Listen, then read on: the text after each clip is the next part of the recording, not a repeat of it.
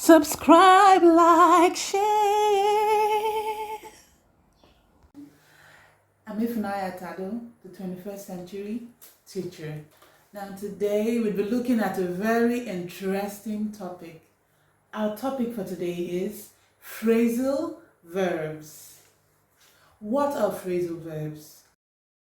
A phrasal verb is a combination of a verb and a preposition, or a verb and an adverb, that are used together to have a distinct meaning.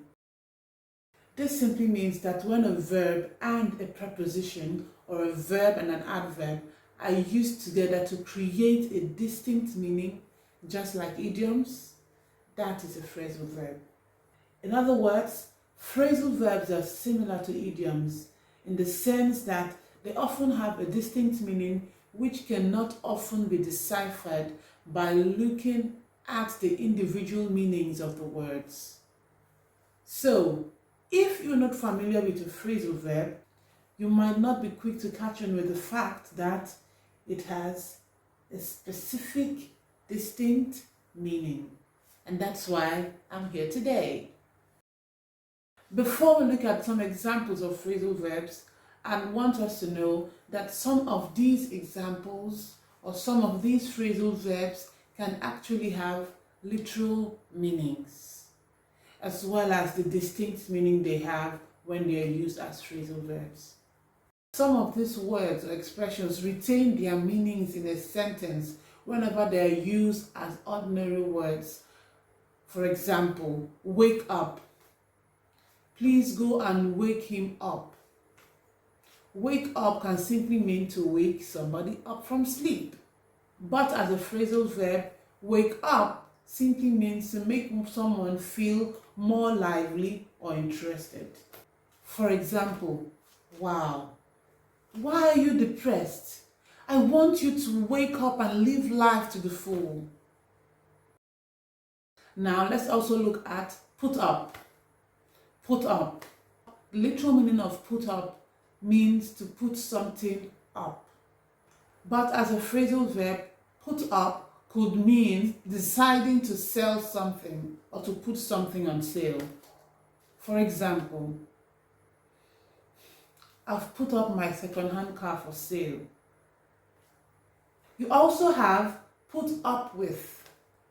Put up with. This simply means to tolerate.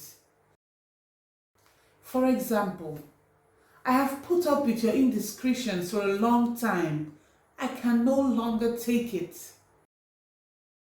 Another example is go off. Go off. Go off can mean to go bad, for a food or a meal to go bad, to go sour. For example, I hate to admit that the beans has gone off. Sorry. Another example of a phrasal verb is turn in. Turn in can mean to go to bed. I have an interview tomorrow morning, so I have to turn in early. Good night. You also have to turn somebody in.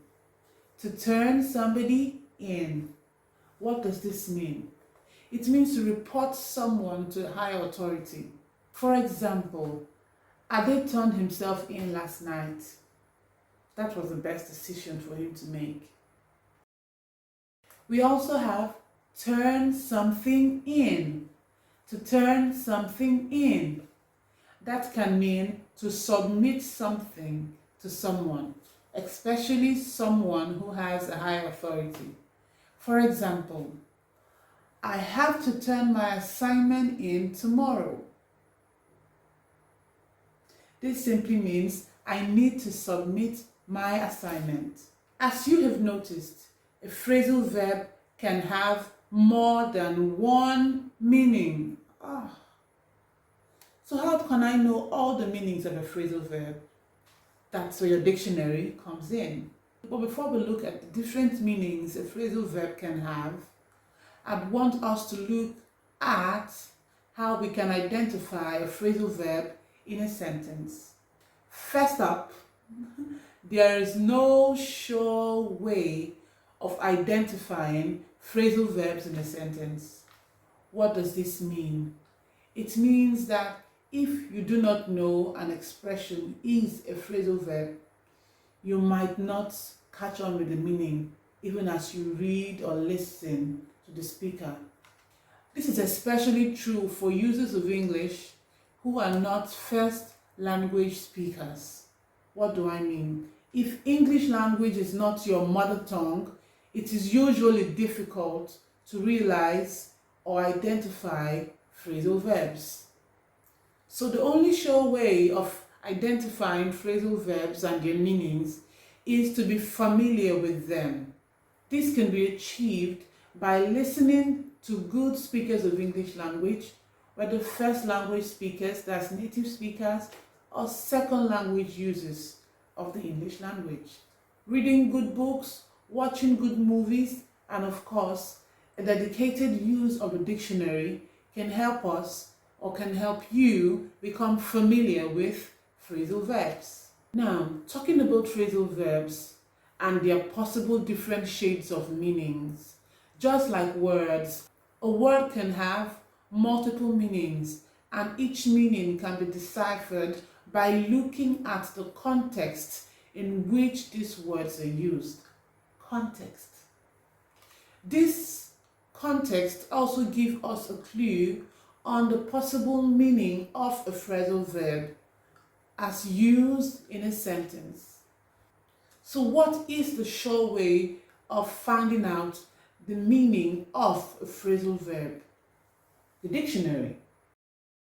Now, how can you identify or look for the meaning of a phrasal verb in the dictionary? First of all, you have to identify the verb in a phrasal verb. For example, look up. Look up. What is the verb in that phrasal verb? Look. So you get your dictionary and open look. You look for the entry, look. Then after looking at all the possible meanings of look as stated in dictionary, as well as the sentence example, you go further down and you'd see a list of phrasal verbs and even idioms that contain the word look.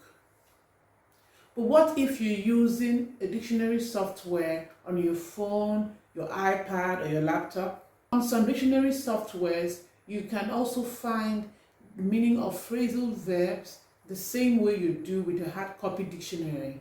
After looking up the verb, the meaning of the word that is the verb and the phrasal verb, you go further down and you'd see a list of phrasal verbs if that verb is often used to create a phrasal verb.